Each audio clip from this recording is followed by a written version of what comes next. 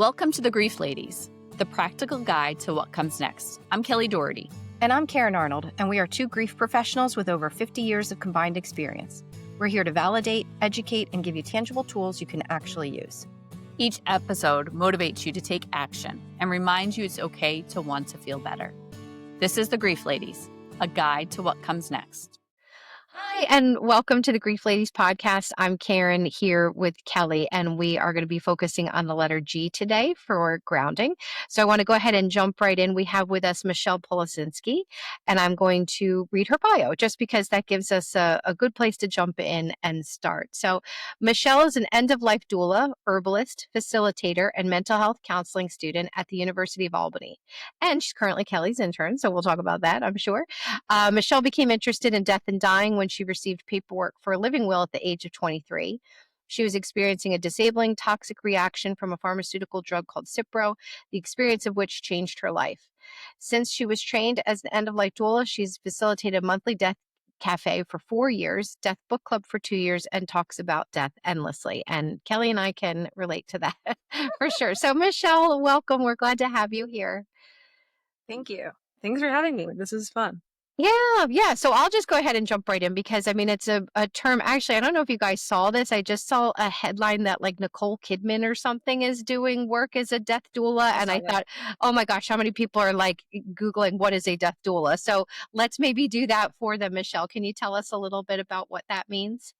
Yeah, we totally stole the term from the birth doulas. So it's good to kind of get an idea of what a birth doula is first, which is someone who walks the mom through their whole childbirth experience from, prenatal up until you're actually giving birth.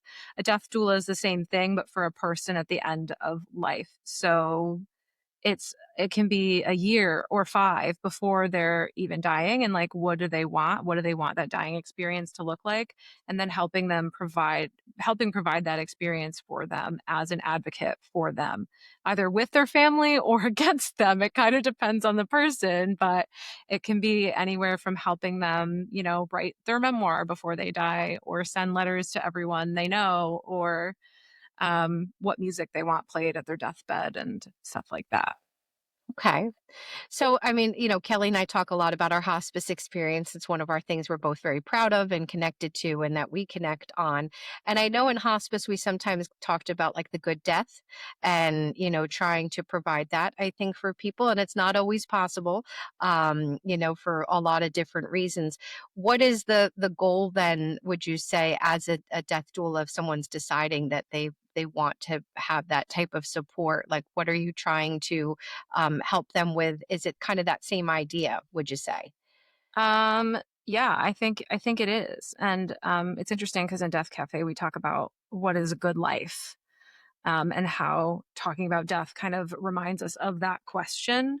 And I think as a death doula, you are trying to give them the death that they want, the death that is supportive as much as possible. I think a lot of people are afraid of dying alone, and a big part of dying with people is this community that is not afraid to be at your bedside, that is not afraid to support you and be there for all the scary things involved in that.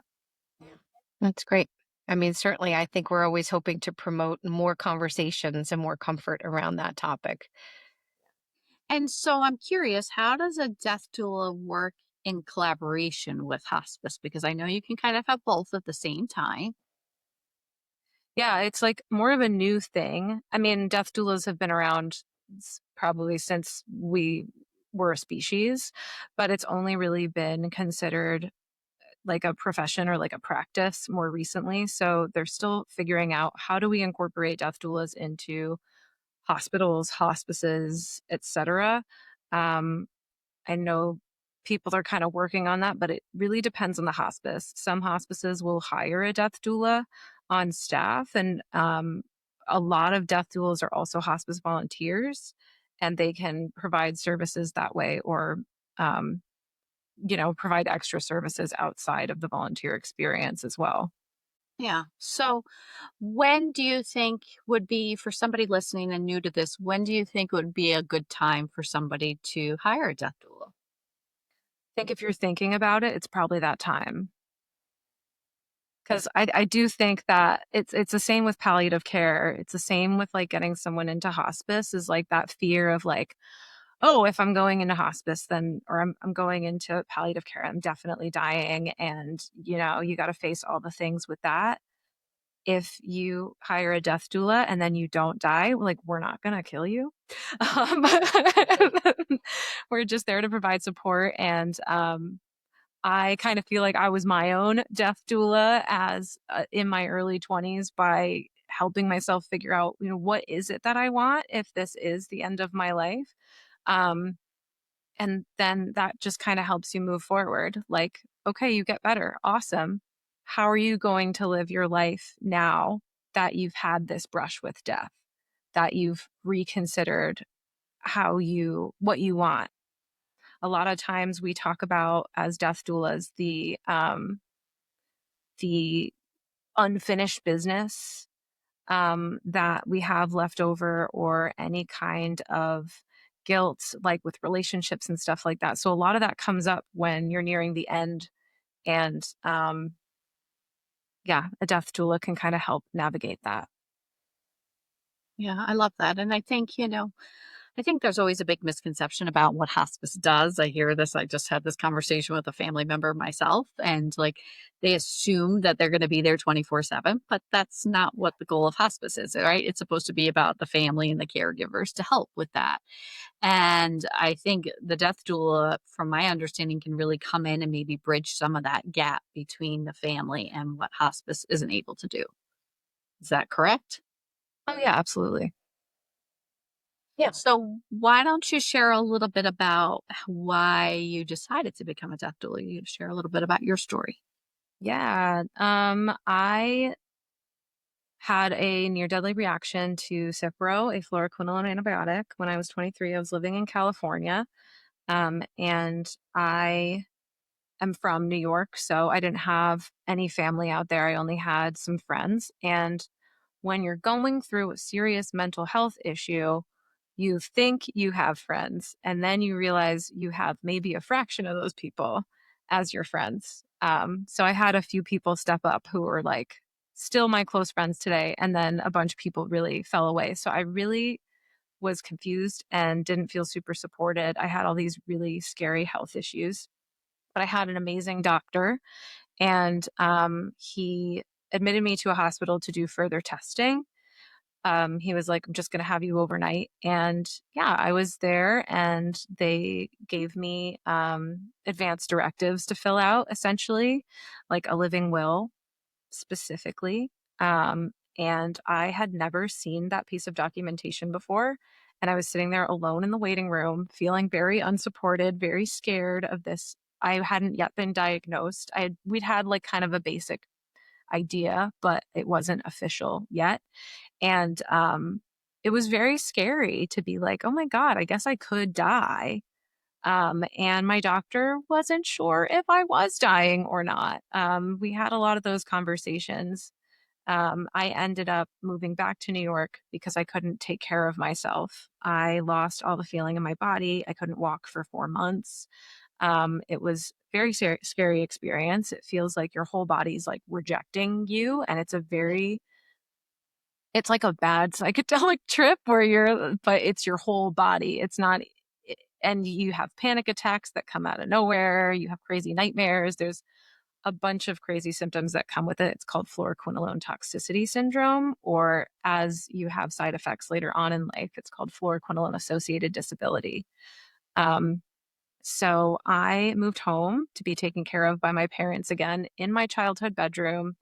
And kind was bedbound for a long time, and really came to I reread the Tibetan Book of Living and Dying and came to the possibility that maybe I will be dying. And that's crazy. In my early 20s, I really didn't expect that. But I kind of just started to accept it as a possibility. And of course, as soon as I started to accept it as a possibility, I started to notice that I was healing. And I was trying everything I possibly could anyway. I was like eating all the right foods that they said you're supposed to eat, taking a bunch of supplements.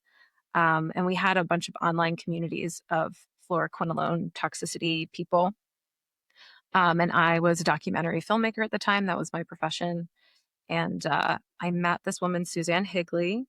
She was in her 30s. She had been, quote, floxed, that's what they call it, for about 10 or 15 years. And she was using a wheelchair because her symptoms never healed. They never went away. She was in constant pain. And she decided to end her life with medical aid and dying. I think at the time it was only legal in Switzerland, or it was like easier to do it. Now it's legal in a lot of other states, but there's a lot of restrictions. Um, and she was in a death doula documentary. So she called me and asked me, like, is this normal? Am I supposed to be sitting in this chair for 5 hours? And I was like, yep, you are. But also, what is a death doula? So she was telling me that she hired a death doula to help her through the process, make sure it's something she wanted to do. And she died, I think, at 34, 35, like about a year after our conversation. And that's when I decided when she died that I was going to be a death doula, because I had healed from this experience after accepting that I was going to die. And it felt like this superpower that I was so close to that and felt connected to it in a way where it didn't feel scary anymore, that I wanted to do something with that and give back. Before we jump back into the episode, we want to share something that's really close to both of us. The Grief Experience, Tools for Acceptance, Resilience, and Connection, is not only a powerful book, it's actually how we met. We were two of the 25 authors who came together to write this collection. Each chapter offers a personal story about grief, different relationships, different circumstances, different ways people try to make sense of life after someone they love died. Readers tell us these stories feel honest, compelling, and surprisingly reassuring. Many say it helped them feel less alone in what they're carrying.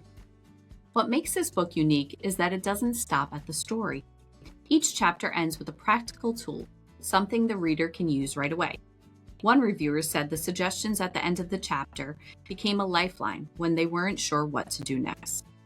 If you're looking for grounded support, or you're a therapist wanting to understand better the reality of grief from many angles, this book offers connection, clarity, and real guidance, not cliches. You can find The Grief Experience on Amazon, and we'd love to get your feedback. Wow. I mean, I think what a way to honor her. I think that's a beautiful tribute. So, facing what this possible feeling of that you're going to die, how did you deal with that grief? And how do you deal with it now? Yeah. Definitely a lot of grief there. I mean, I had a lot of secondary losses as a part of that experience. I lost the trajectory of my career path as a filmmaker. I was working on a lot of major productions at the time in LA, and then I took a long break, so a bunch of my connections weren't really reaching out to me while I watched all my friends become higher level producers at Netflix and stuff. So just kind of seeing and buying houses in Los Angeles, you're kind of sitting there in your parents' house, like, cool, that's great. It's harder as a young person. I remember sitting in my mom's car because she would feel so bad that I was in bed all day that she would take me on errands with her. She's like, I don't even care if you just sit in the car. You just got to get out of the house, which I really appreciated. But she stopped at it wasn't a farmer's market, but it was some kind of market that popped up. And she was like, I'm just going to go grab some tomatoes. It was the summer. And I watched this woman who was in her 60s or 70s, just sprightly walking around, grabbing whatever vegetables. And I was so jealous that she could walk. And I felt so weird. I would think I was 24 at the time, maybe, because this had been going on for 2 years. And I was really felt wow, I should have walked more. I should have ran more. I really didn't appreciate my body for what it did. So I definitely have a different connection to my body now than I did before. Yeah, absolutely. The biggest thing was the loss of identity as someone who could ignore this stuff. Now it's okay, well, we can't just pretend everything's sunshine and roses, because we are mortal beings. And just kind of being reminded of that having that be not necessarily at the forefront all the time. I guess now that I'm doing this work with Kelly, yes, it is at the forefront all the time again. But just to live the way that I want to live so that I don't have regrets when I'm on my deathbed next. Yeah. Well, I think a lot of times, the people who have been through significant loss talk about the perspective, that they gain in terms of like what's important and what's not. And so that's, a really big part of it. And I think part of what you're talking about too, it's just you can't help after a major life event to just approach things very differently. So whether that's your own physical health or the loss of somebody else, it's going to look a little different for all of us. Kind of talking about that idea. So we have you here today to talk about grounding, Sure. which is a lot of kind of talking about how do we take care of ourselves in those physical ways and how can that help us through our grief. So I'm imagining maybe through parts of your recovery and things that you had to do to get yourself, to where you are now. What are some of the things that emotionally helped you get motivated or to be having to do all that you must have had to do to get where you are? Oh, yeah, a ton. What's interesting about fluoroquinolone toxicity, especially from Cipro, it's very neurological. So I had a lot of nerve damage throughout like parts of my body, and you're very sensitive. Um, I I had something called neurotoxicity. So the fluoroquinolone, I can really get into the science of this, so stop me if I get too crazy. But the fluoroquinolone passes the blood-brain barrier with the fluorine ion that is part of the drug itself, and it can cause a lot, like very hypersensitivity to Mm. emotional things. And at one point, I couldn't watch the news for sure. I couldn't watch anything except Great British Baking Show. So I was like really that emotional. I remember I got a care package from my old job back in LA, and they sent me like this card where everyone was like, I hope you get better soon. And I got it, and I was sobbing for like 2 hours because I was so touched, but I was so heightened that I was like, huh. So I got really into essential oils. I know Kelly doesn't like lavender, but I always have lavender essential oil everywhere because like I went to I don't know how many doctors all the time, and you're just sitting there in the doctor's office, and it's so you don't know if they're going to dismiss you, you don't know if they're going to take you seriously, you don't know if they're going to tell you, oh, just kidding, you have this incurable thing and it's going to kill you, which they did tell me eventually, obviously. But I didn't die. Regardless, like just kind of grounding with something like that. I got into I became a lot more spiritual in general. And I think, because of that kind of brush with death kind of a thing, um, very into mindfulness. And also, the only way I could move my body without hurting it after 2 years was yoga. So I started a daily yoga practice. I used to do yoga all the time as a kid. I actually started when I was 10, but then I took a long break. And now I still do yoga every single day. So I've been doing yoga every day for a really long time. And that is more of a mental health thing than it is a physical thing. But it's also great for me to check in with my body and be like, okay, what do I need today? Like, where is the tension resting? Is it in my neck? Is it in my, shoulders, my legs, etc.? And then I think also just checking in and not panicking about every little thing. The thing about fluoroquinolone toxicity is you'll get a bunch of side effects and then it for like a few days and then it goes away for a few days and then it comes back. And because there's such a large array of side effects, you're just all over the place. And I remember I used to, anything was happening with my body, I'd be like, oh my God, it's the worst thing in the world. I don't know what's going to happen to me. And being floxed really helped me kind of ground whenever I had that anxiety come up. And then I'm like, well, it might go away in a couple days and it probably will. And that doesn't necessarily mean it's going to get worse. I think that's the biggest thing for me was that I was always afraid everything was going to get worse. Um, but it sometimes you're just sitting with the emotion, you're just sitting with the physical feeling, whatever it is, and it will go away. You can't always shove it down and not feel it. And that doesn't mean you're going to feel like that all the time. Well, that's really important and something I think Kelly and I try to say to people a lot. How you feel now isn't how you're always going to feel. But I think what you're talking about is a lot of that like self-talk and a lot of the conversations I've had a couple different sessions today, and it feels like we've come back to that a lot, like the importance of kind of having those conversations with yourself and trying to catch yourself when you are taking that road to negative thinking or, catastrophizing perhaps, or assuming the worst, which is very understandable and kind of easy to do when you've had such bad things happen. It almost starts to be hard to believe that good things could happen or that things could at least even just be kind of normal or okay. So I have to imagine that that trust was a big thing for you for a while to be able to, if you were consistently feeling better, trusting that you'd be able to stay feeling that way. Oh yeah, absolutely. Trust in myself, but also trust in like the people around me, Mm. like my support system, who is actually there for me, who's not, doctors, who's going to take me seriously, who's not. And some of that I still struggle with sometimes, for sure.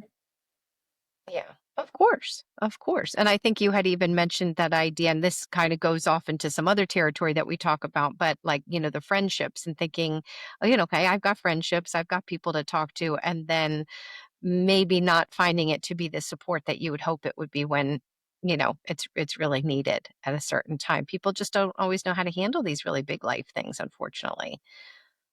Yeah.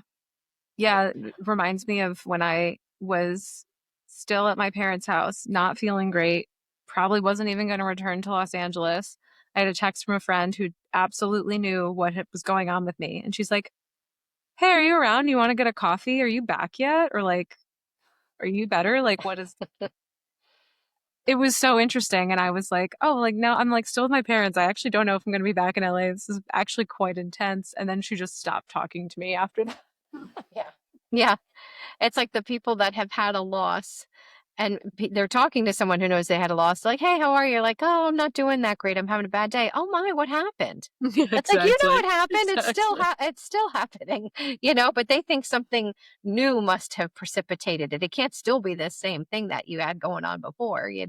Yeah. So, yeah, it's hard to get people to, and then you feel really isolated. And there's just, it's sad and scary to think how many different ways we can be isolated and how that can happen. So it sounds like you had a very, big and long journey back through all of this, but definitely a very inspiring one for sure. Yeah, I definitely am a completely different person. Like sometimes I wonder if anyone would even recognize the person I used to be before I was blocked. So just I know that you've mentioned that term, but is that considered like if you've had this kind of, toxicity to this particular medication, that's what it's called? Okay.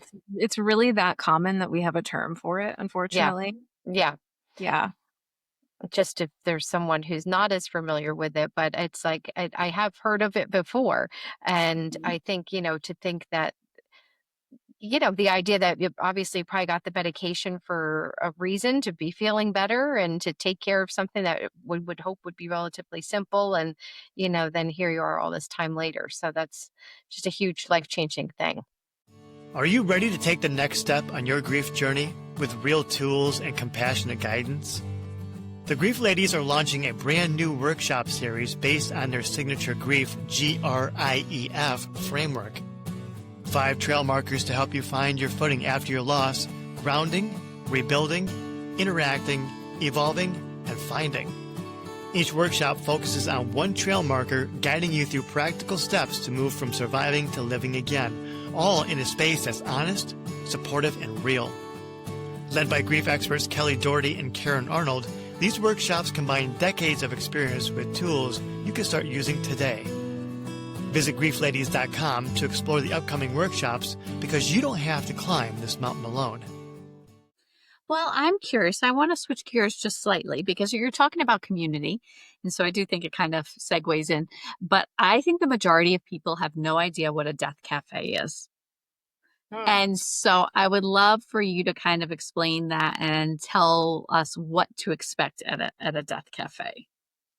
Yes. A death cafe is I want to pull up the whole website blurb because it is a global movement.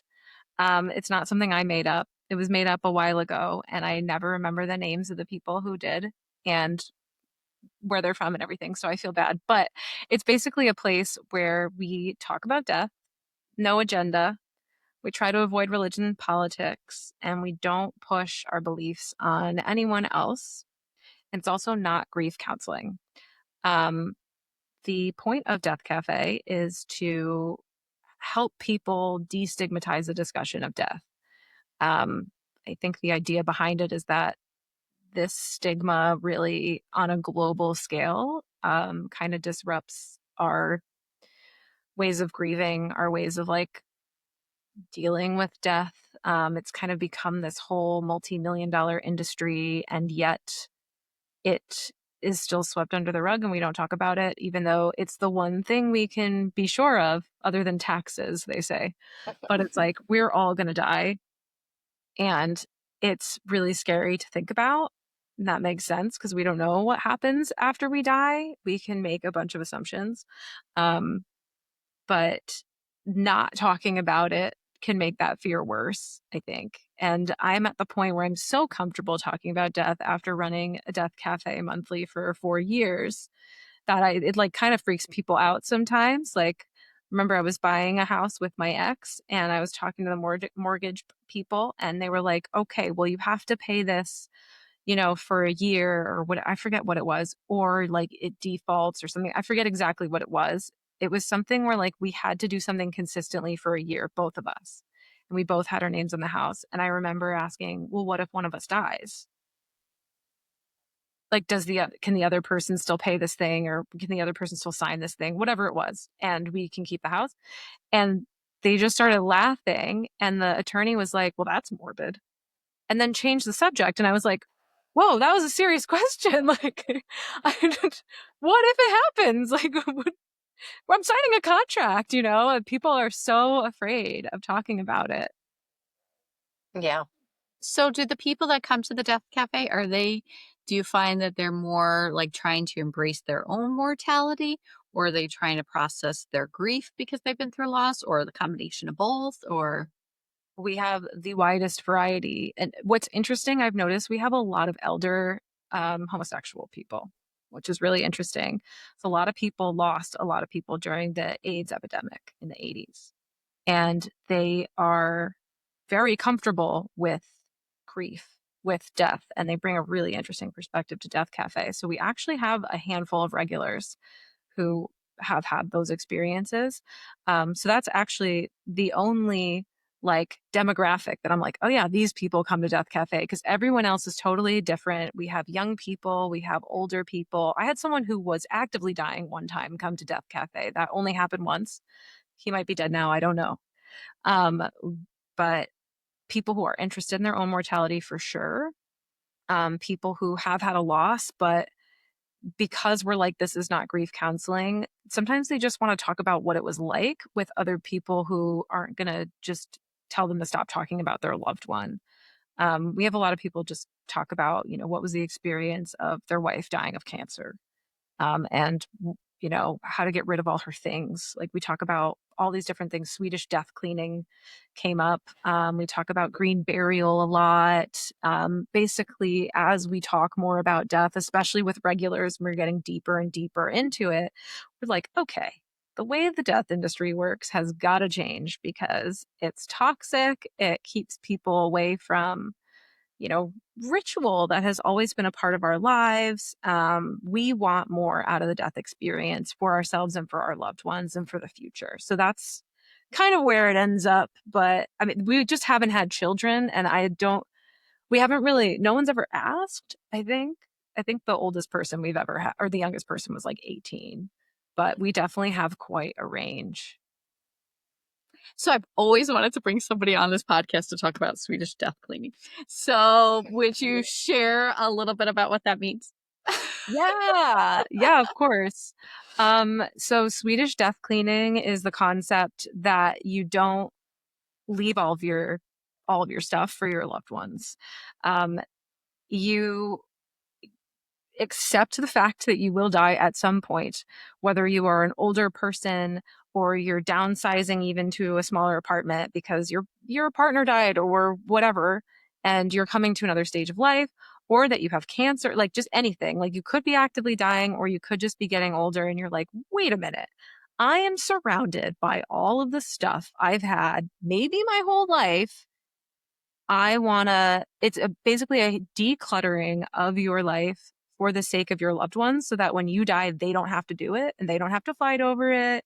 And what's cool about Swedish death cleaning is a lot of it has to do with having those discussions, hey, like I'm dying of, of cancer. I'm dying of old age, of whatever is going on. Um, this blanket I have is really awesome. And I want you, grandson, to have it because this, and this, because it's your favorite color and you'll always remember me or whatever.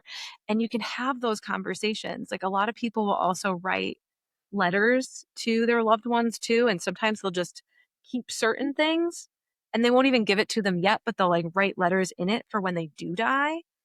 There's a lot of cool ways to go about it, but what's so great about it is really just bringing that conversation to the forefront.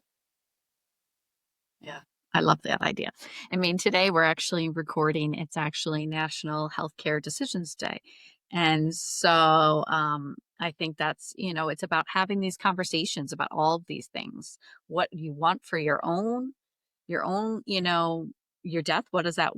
If you could wave a magic wand, what would it look like? Who would be there? What would happen? And, what are your wishes? And also, what do you want to do with all these things? I think about that all the time. I don't have children. So like, is anybody going to really want everything that I have that I think is important? Like, probably not. So. Yeah. Well, I want to make a shift now. So we're going to go into the celebrate their life segment. And so obviously I know Michelle since she's my intern. And Michelle experienced 3 pretty significant losses in a short amount of time back in the fall.